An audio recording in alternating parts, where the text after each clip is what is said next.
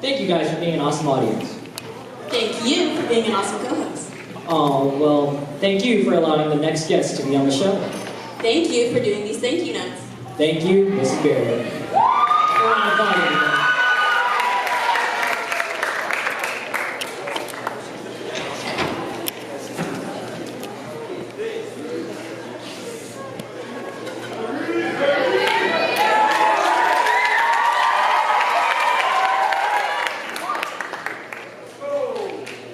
Hi, everybody.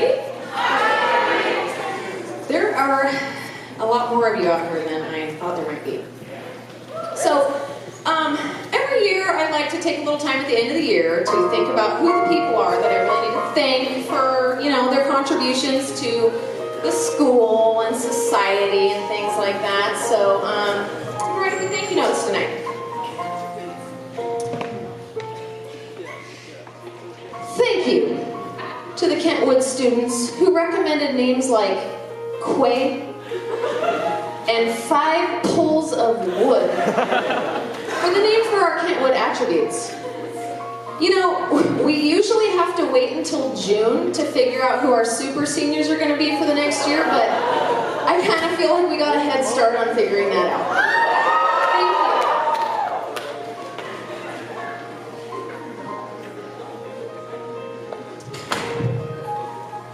Thank you to the contestants of Mr. Kentwood this year.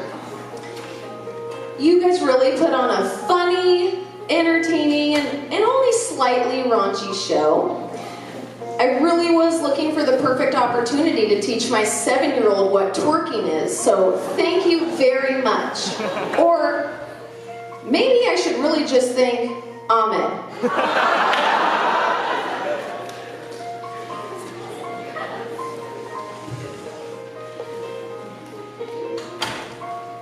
Thank you to people who do not spoil the ends of movies. I hate it when people do that. I want to find out that Iron Man dies at the end of Endgame.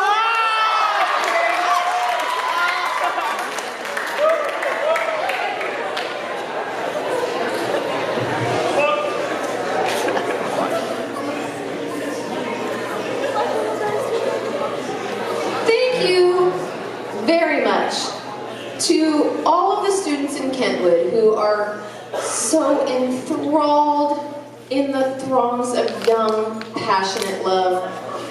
It is adorable to see your budding romance and the expression of it in the form of making out right outside my classroom door. It's so precious. But I really hope I'm not teaching your spawn in 15 years.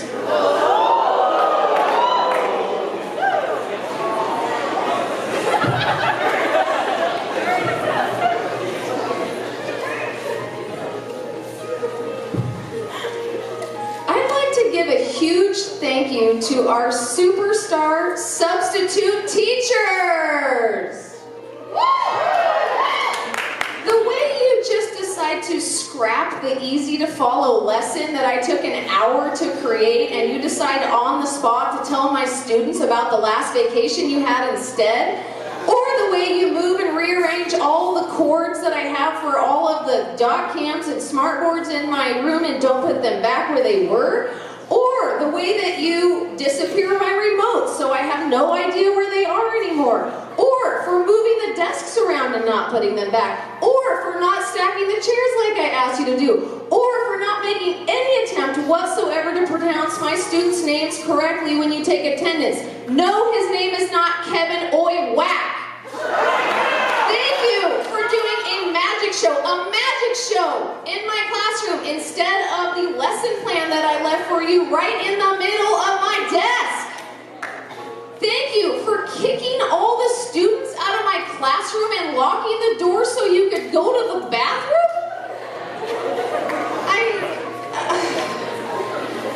Thank you for talking at length to my students about your thoughts on The Bachelor, like anybody still watches that.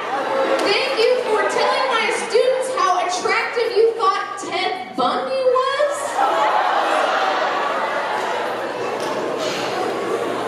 Thank you for just sitting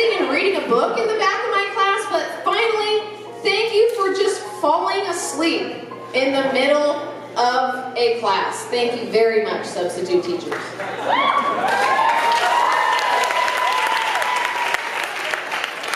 I actually have some very good substitute teachers, so I didn't mean you. I'd like to thank the anti-vaxxers out there. You know, I didn't really have enough to worry about already with school intruders and kids dropping out and students cussing at me, but now I have to worry about the measles too?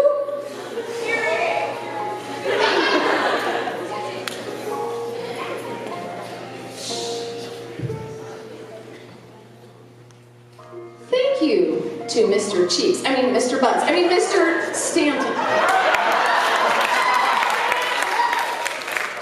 You're getting your students so engaged in civics. You're getting those 17 and 18-year-olds to think about how we could solve really important complex problems like the war in Yemen. But I just thought you might want to consider that many of them can't even identify where Yemen is on a map. I thought that was a pretty good one. You thought I was going to make fun of Mr. Stanton, but it was about you. And last but not least, let's see. I'd like to thank the boys in the house tonight. Especially boys who go in the bathroom and you take moist, balled up paper towels and throw them on the floor. Or the boys who take moist, balled up paper towels and throw them in the sink. Or how about the boys that I hear throw moist, balled up paper towels into the urinals?